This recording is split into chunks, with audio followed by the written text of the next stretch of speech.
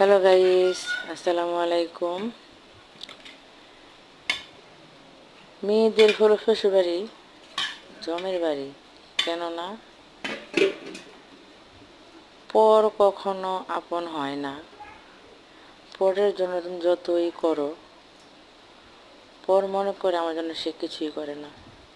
তুমি না খেয়ে না নিয়ে সারাদিন কাজ করো, তারপরও বলবে দিনে তুমি কি কাজ করছো, কোনো কাজই তো করো নাই। অথচ যে কাজটা করে সে বুঝে তার কতটুকু কষ্ট হয়। সারাদিন শুধু কাজ করা আর কাজ করা। একটা সংসারে কিন্তু অনেক কাজ থাকে, সেইগুলো কাজ করতে করতে অনেক সময় চলে যায়। রান্না বান্না, ঘর ঝাড়ু দেওয়া, ঘর মোছা, বা আবার কাপড় চোপড় ওয়াশ করা, এমনকি ছেলে মেয়েদেরকে খাওয়ান দেওয়া বা কাউকে খাইয়ে দেওয়া,